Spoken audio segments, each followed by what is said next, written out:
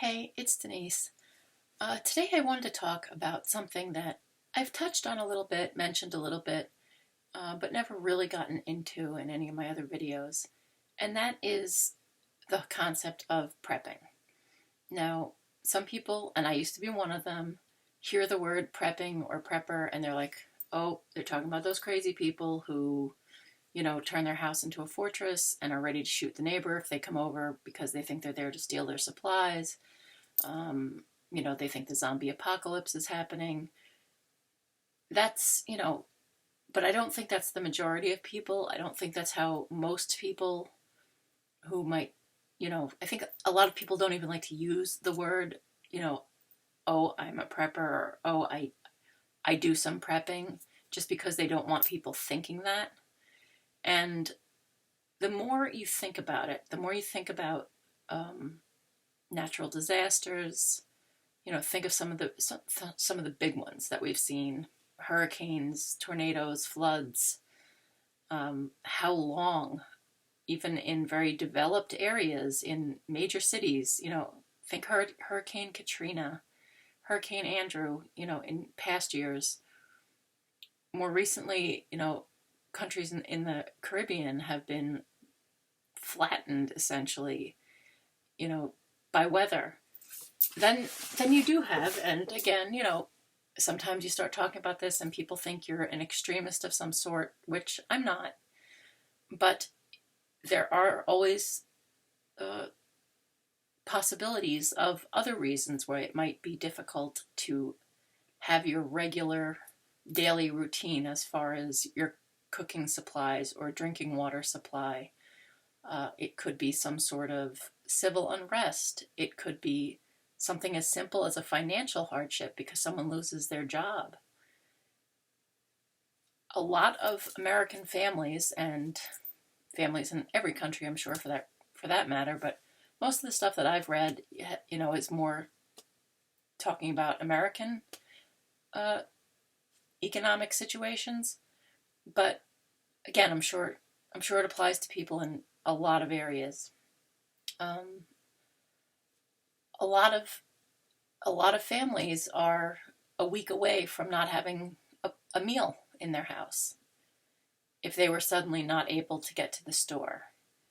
And that's kind of scary if you think about it, because like I said, the reason I call them emergencies are because they're not something that you plan. They're not something that it's like, oh yeah, I know 2 years from now I'm going to have a month's worth of food in the house because the primary earner in our family is going to lose their job, or there's going to be a hurricane that knocks out power for weeks before they're able to get our power back on, and none of the local stores are going to be anywhere near prepared for that.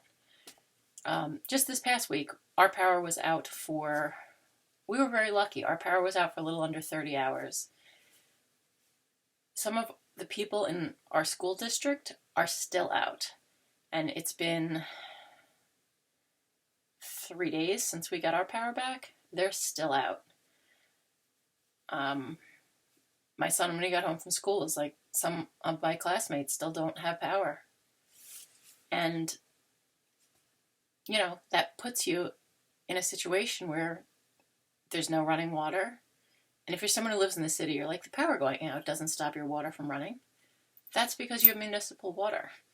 If you have well water, like people who live in the country or in some suburbs, the electric pump that brings the water up from your well, it's in your basement, next to your water heater and your furnace. So when the power goes out, there's no water. Our power outage went out while the overnight temperatures were going below zero and the daytime temperatures were in the teens. So heat is a real issue. We have a generator. We were able to keep space heaters going. Did it keep the house warm? No. But it kept the temperature at least at about 45 to 50 degrees, which is warm enough that you're not going to freeze to death.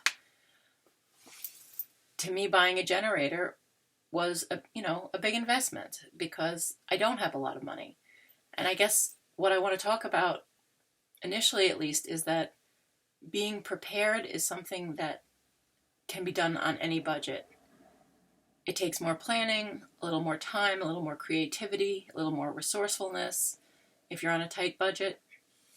If you're someone who has thousands of dollars that they can just lay out all at once, that makes it much easier to just say, you know what, I think I'm going to order a really good sized generator. I think I'm going to buy a whole bunch of long-term storage food. I think I'm going to, and you can just buy it all at once. But that's not the reality for most of us. Most of us have to do our preparedness, prepping, just being ready to be self-reliant if we needed to be for a period of time. We have to do it gradually, and we have to do it on a budget. So I just wanted to share some of the ways that, as someone who lives on a pretty tight budget, some of the ways that I prepare. Now again, I'm not a super experienced prepper. I am, by prepper standards, I'm still a newbie, but you have to think of the basics. And when there's no power for a prolonged period, the basics pretty much come down to food, water, shelter, the ability to cook or stay warm, so probably fire. And,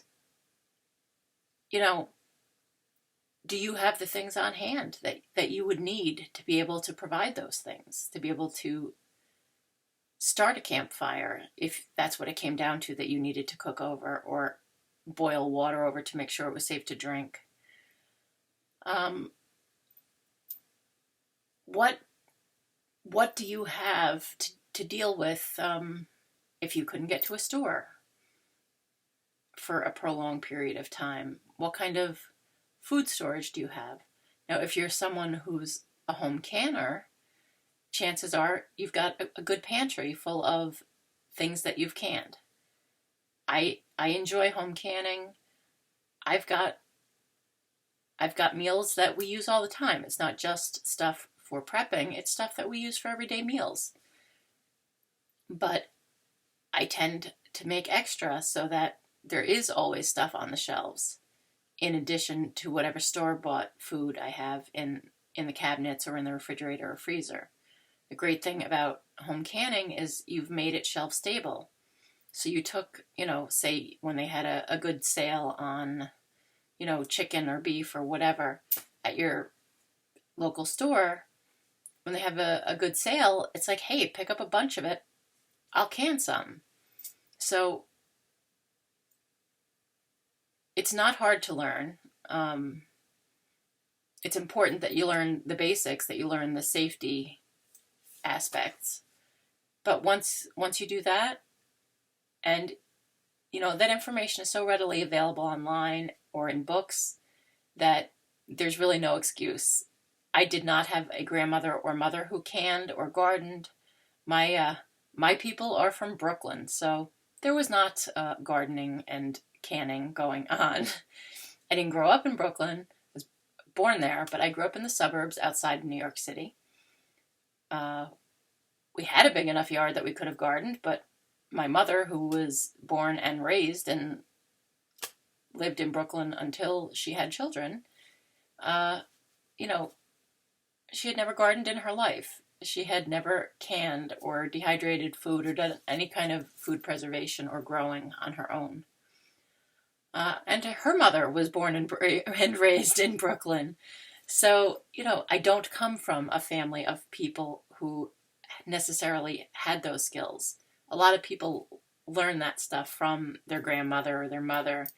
I didn't. I'm someone who enjoys learning, though. I enjoy learning new things. So for me, it just made sense to have those skills that are becoming like lost arts.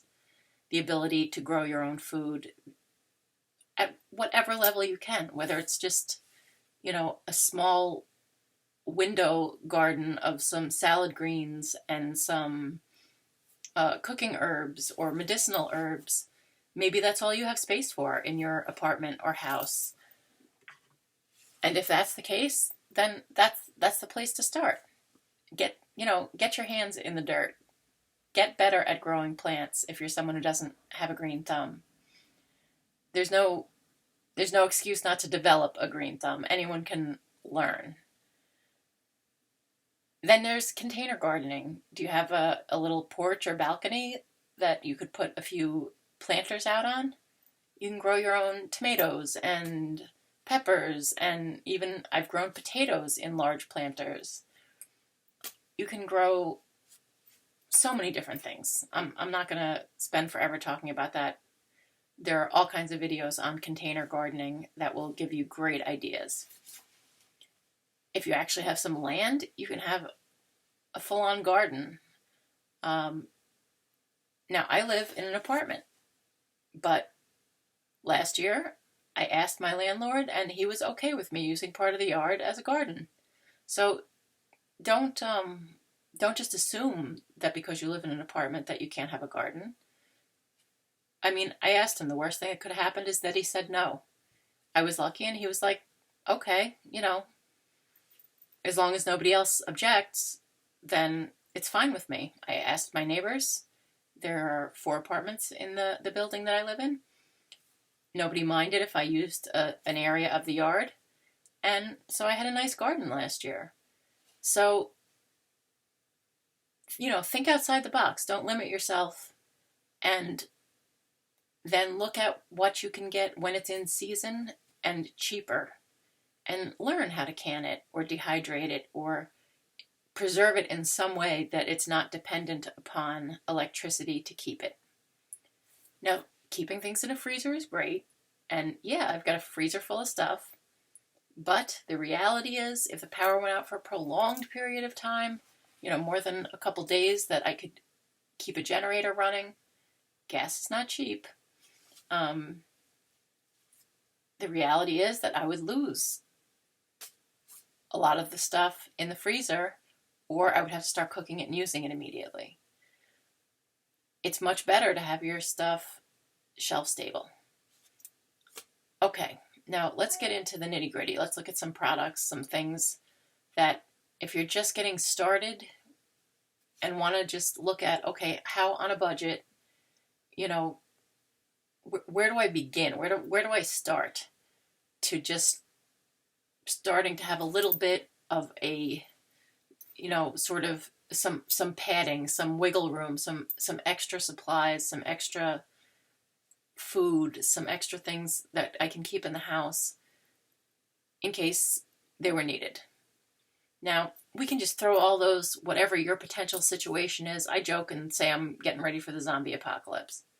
Am I really? No. But to me, it's like, hey, it might as well be. There's so many different reasons that people prepare. So many, people have different things that they're concerned might be the reason that they might need things. So let's just say we're getting ready for the zombie apocalypse, because personally, I think a sense of humor is important for pretty much any stressful situation.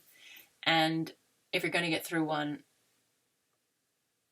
it's easier for you and the people around you if everyone can not only stay level-headed, but also keep their sense of humor and keep each other in good spirits.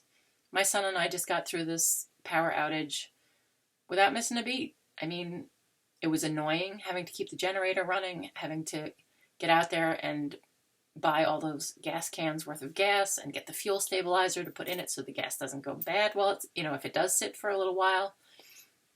Was it annoying? Yeah. But the 2 of us stayed in a good mood. We took turns being the one to go out and check on the generator, making sure that there were candles around the house, that they were safely placed.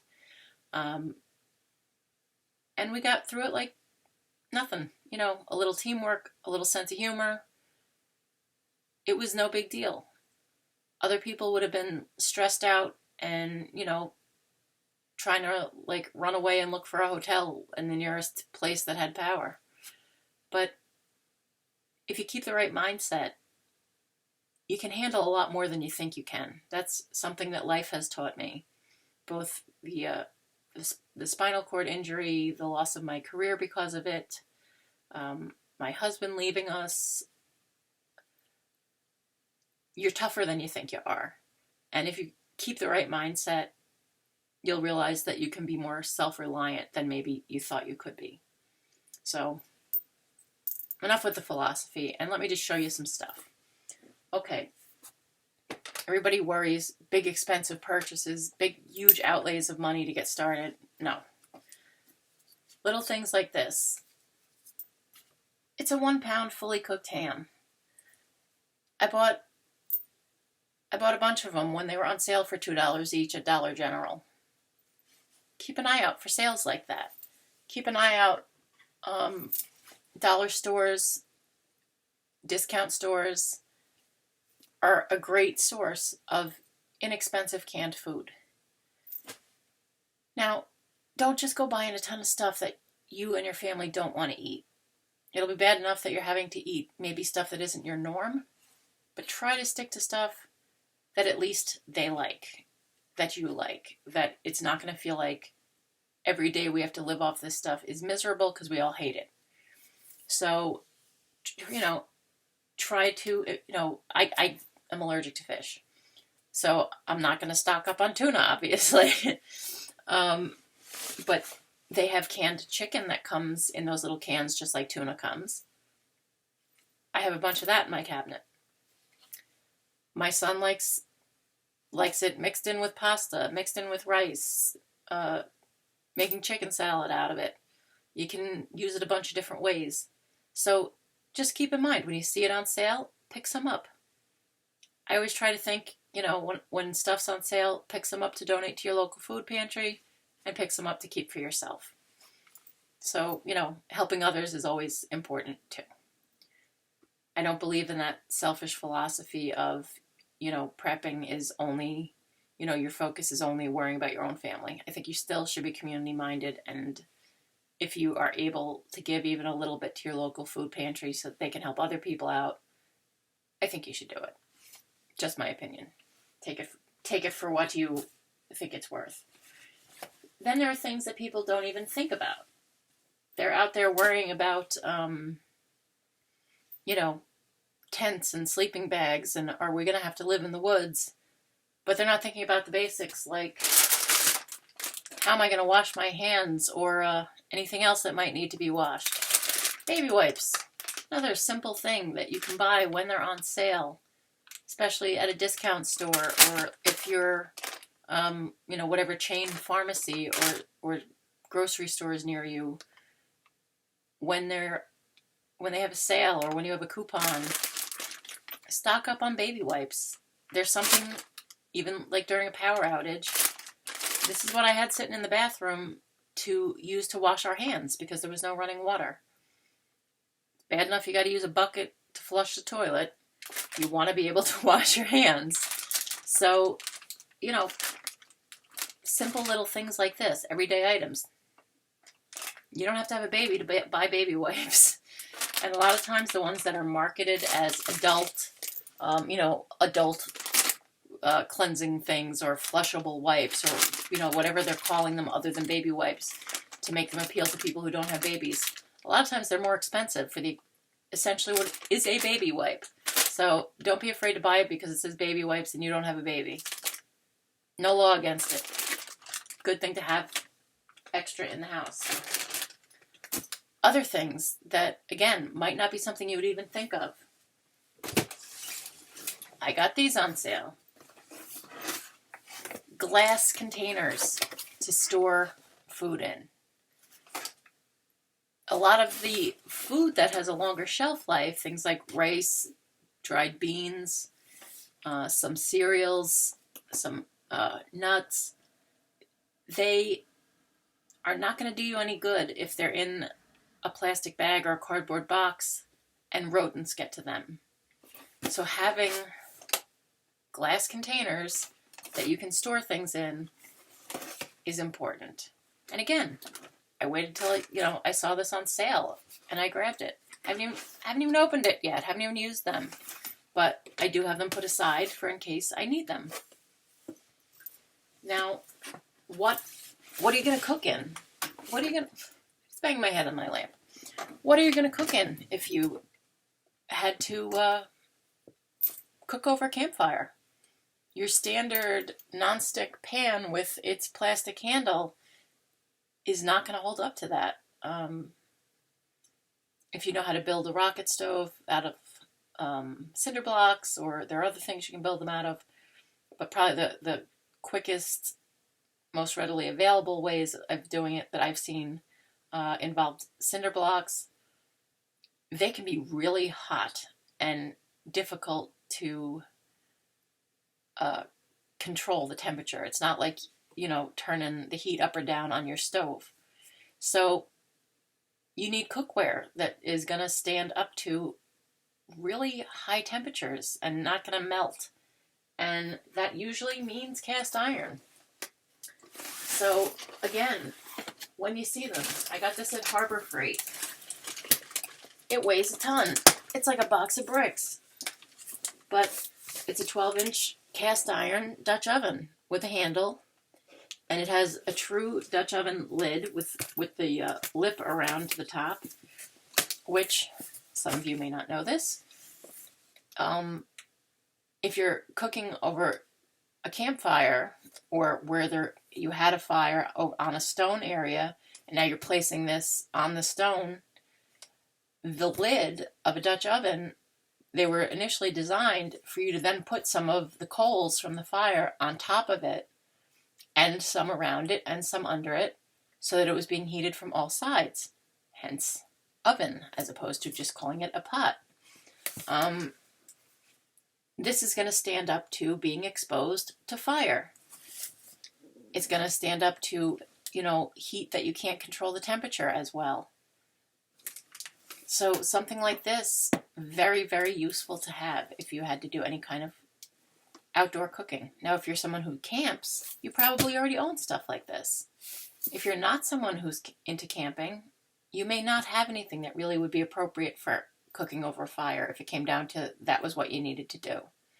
So are there, cheap little aluminum cookware sets that they sell, like with camping supplies?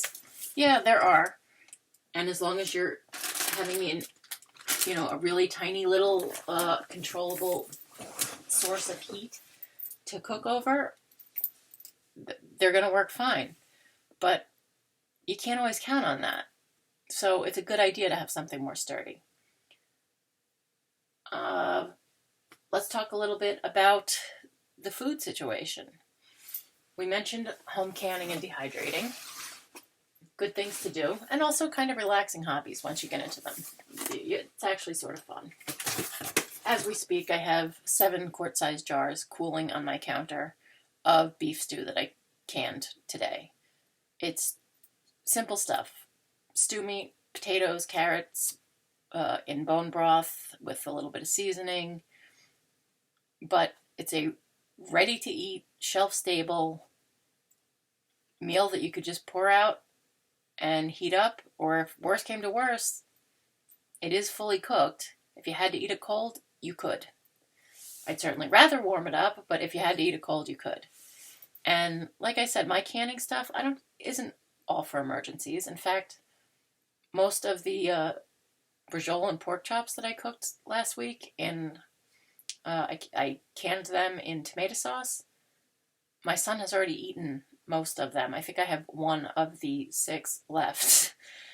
Once he had the first one for dinner, he wanted that for dinner every night. He loved it. So, canning isn't just about prepping.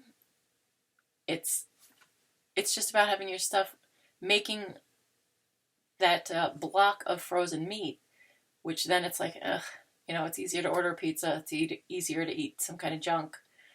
Instead, when it's already cooked and sitting on the shelf, it's really easy to just pour it out and heat it up and maybe serve a vegetable with it, or a salad, or, whatever you're going to have with it. Then let's look at some of the, I buy my long-term storage food from the company that I've purchased from is called My Patriot Supply. They have a website. They're very informative.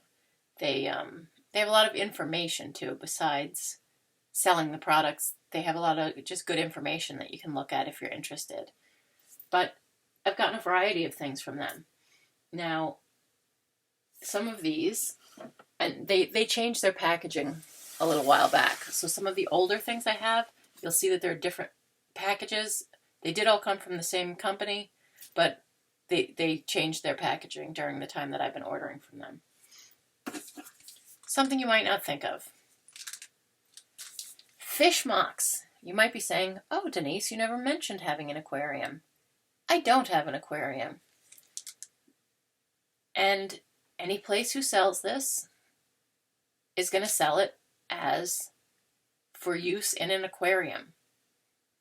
They absolutely positively are not allowed to even possibly suggest that amoxicillin 500 milligrams is one of the most commonly used antibiotics in human beings.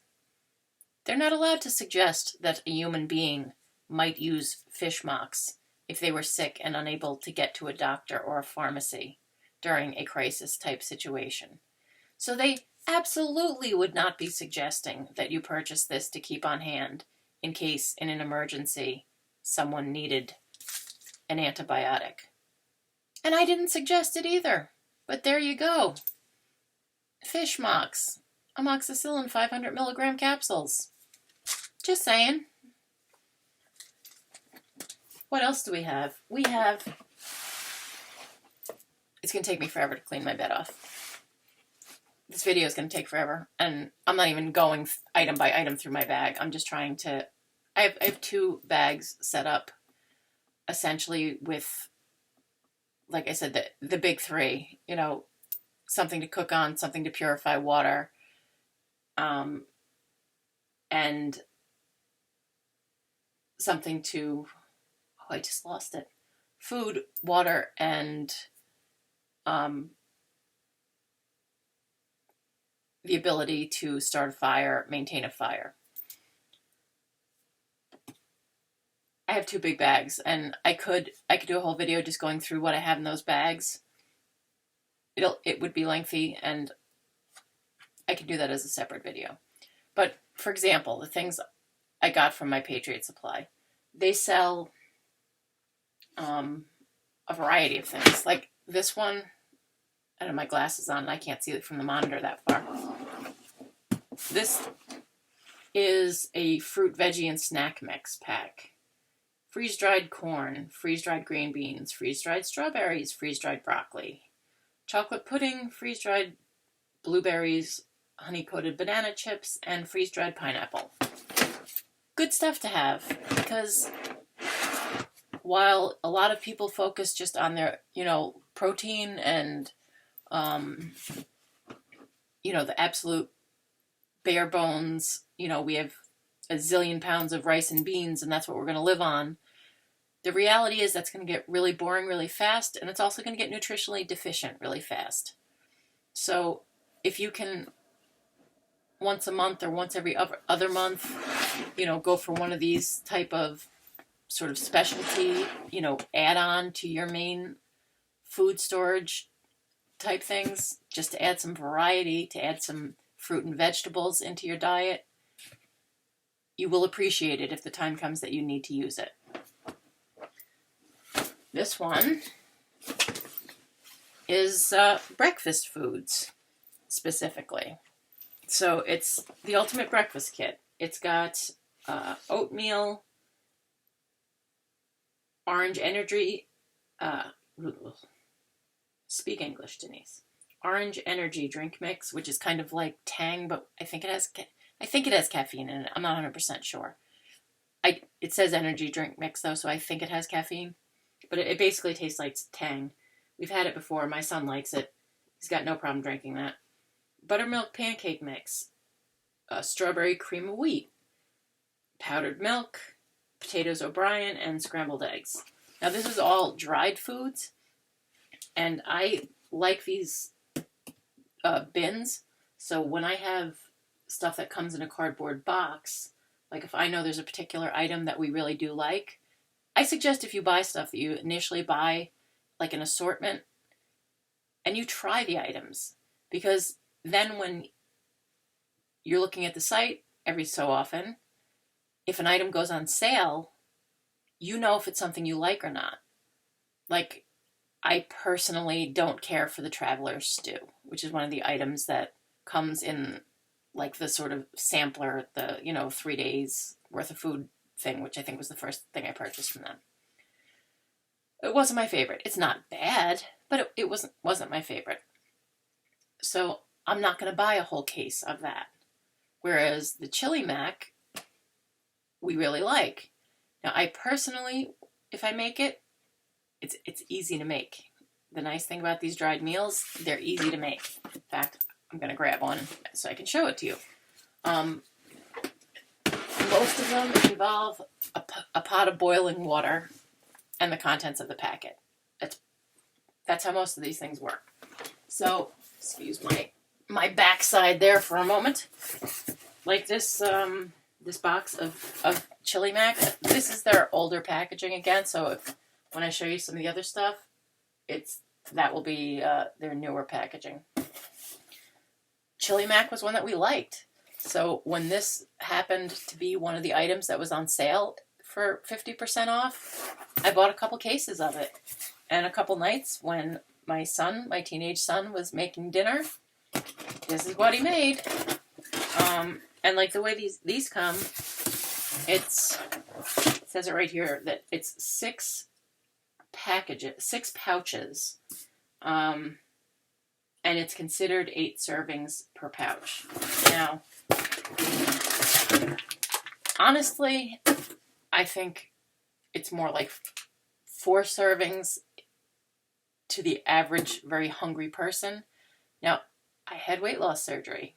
I eat a lot less at a time than the average person. And I have a teenager. They eat more than the average person. So it probably all evens out. But, it just comes like in a foil package.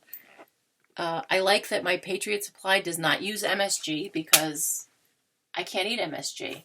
And initially when I was looking at long-term storage foods, some companies do use MSG, which right there it was like, I can't use any of their products. So I like that my Patriot Supply does not use MSG in their food. Now, a lot of these foods, you're going to not be thrilled with the nutrition information. They tend to have a lot of sodium. They are often really, the goal of them is that they taste good and that they're providing calories to get you, to keep you full, to keep you having, carbs, to have energy. If you're getting through some sort of emergency situation, they're not so much focused on they wouldn't be like what I eat on a regular basis nutritionally. Let's put it that way. But the fact that it makes, you just need 8 cups of boiling water and a pot, and you can make this. Now, I was starting to say before, when we make it, I like to throw, to my liking, it comes out a little too watery. It comes out more like a soup. It's macaroni in like a chili flavored soup. I prefer to make it more like chili. So when we make it, we put some TVP, which, if you don't know, is texturized vegetable protein. Some people refer to it as like vegetarian ground beef. It's a freeze-dried crumbles. It comes in crumbles or it comes in chunks. I buy the crumbles.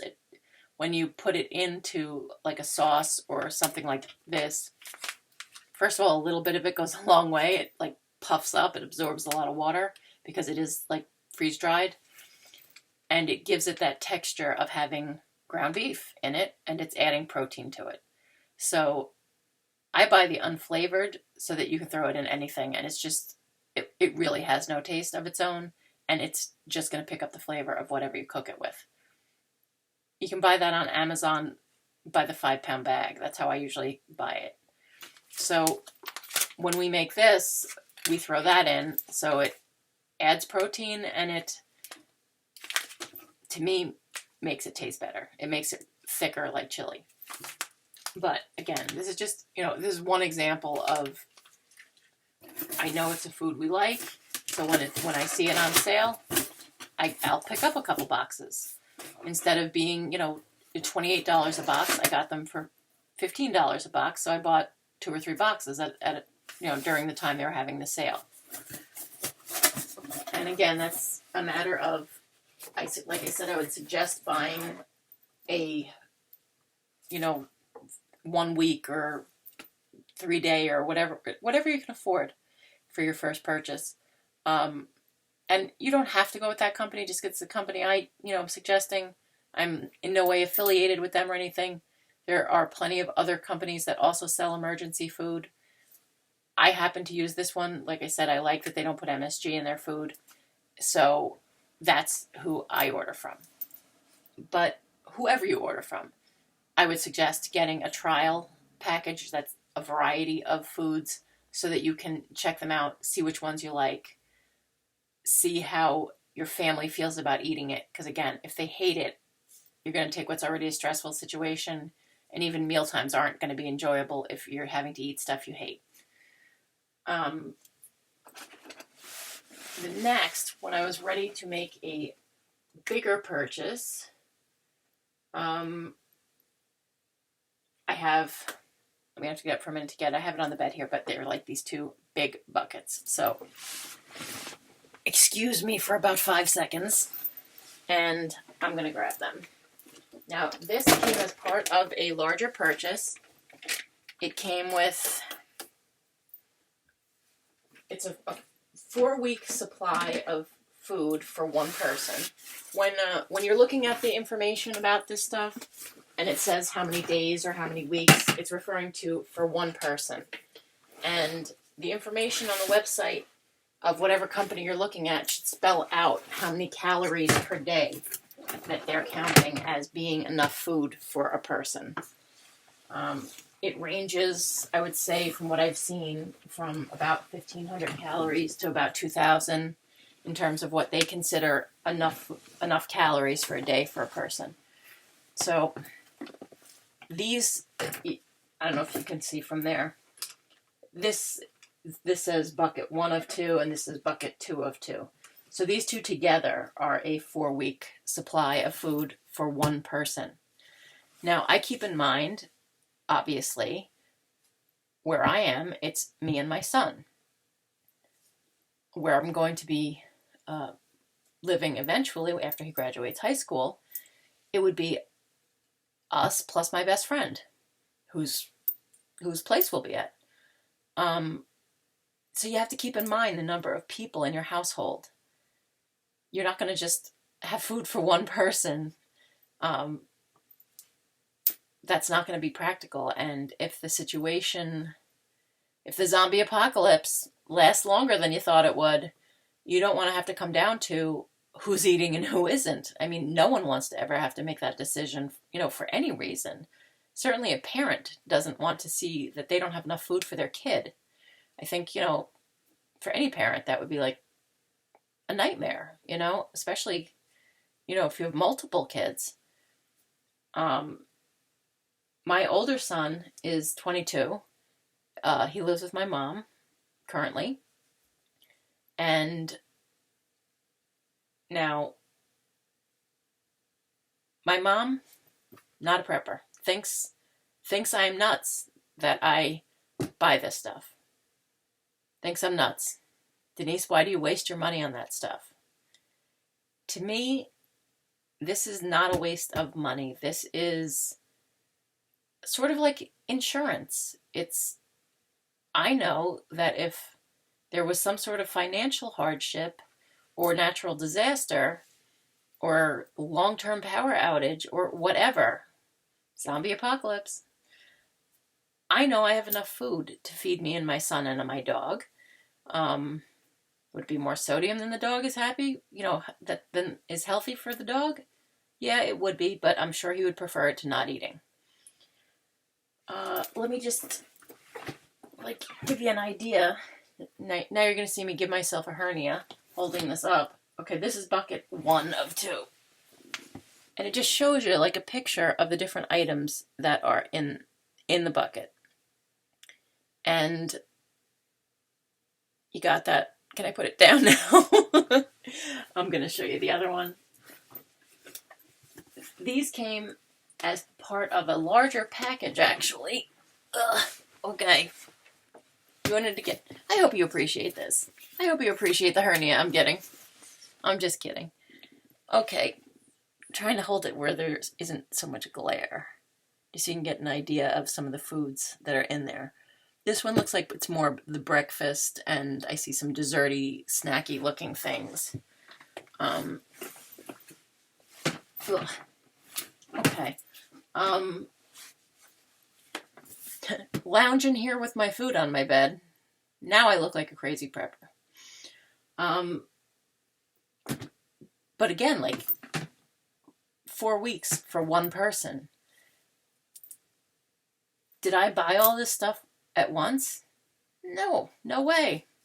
I have been gradually buying this stuff for over a year. Probably closer to 2 years since I placed my first order and was like, you know what? I think when I have a little extra money, I'm going to buy a box of whatever or a case of whatever, or if I can, it's a month that I can make it work, go for one of the bigger things like this. I also keep cases of water in the house and gallon bottles of water in the house because it is cheaper by the gallon, and if you're needing 8 cups at a time to cook a meal, you don't want to be using up all of your smaller bottles of water, which are costlier, So I obviously there's only so much you can do in terms of medications. Your doctor is not going to give you, years worth of medications, and who knows how long the shelf life is, although the expiration date, my opinion, expiration dates are usually just, if you use medication past its date, most of the time, at worst, it isn't quite as strong or potent as it was. It hasn't suddenly turned into poison overnight. So throwing away your only, over-the-counter pain reliever you had in the house because the expiration date passed, to me, would not be a smart thing to do. May it have lost a little bit of its potency? Sure. But has it turned into anything bad or dangerous? No.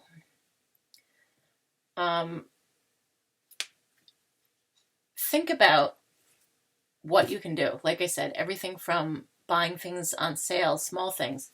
Right here, hanging on my light,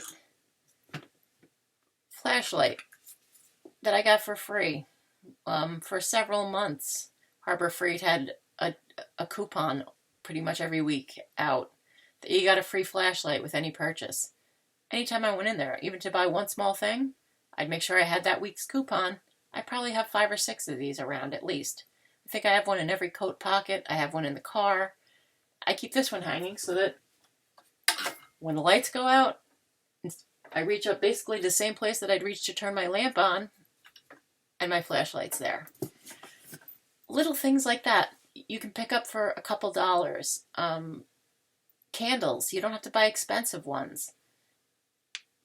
Just buy, when you can. When you have a couple extra dollars, think about buying things that would be useful during a power outage. During, if you live somewhere like I do, where it gets real dangerously cold where people freeze to death kind of cold. Make sure you have extra blankets, extra clothes that you could all put on if it came down to that the temperature in the house is really dropping and, the furnace isn't coming on anytime soon. You want to make sure that you've got plenty of extra clothes and blankets because that could be the difference between making it through this or not. Keeping a box with those type of supplies in your car, in the trunk of your car, is also a good idea in case you get stranded somewhere. To me, that's just good common sense. I don't even really consider that prepping. I just consider that good common sense. If you live somewhere that doesn't get that cold, good for you. But like a lot of us live in places that at least part of the year, the temperatures can get dangerously cold. If you're on a special diet, certainly you would want to try to find foods that are going to keep you as healthy as possible. You're going to want to look at how long they can be kept shelf stable. Maybe vacuum sealing them. You know, you can buy, a lot of people have those Food Saver vacuum sealers. You can buy them anywhere. Walmart sells them, Target sells them, anywhere sells them. By vacuum packing stuff like your, medications with oxygen absorbers, gee, like that was a tongue twister there, you can help prolong the life of things, the shelf life of things.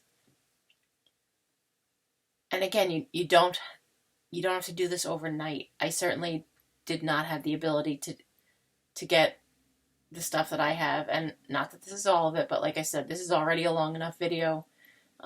If people are interested, I will do a video where I kind of take you through the bags that I have packed that hold some of my,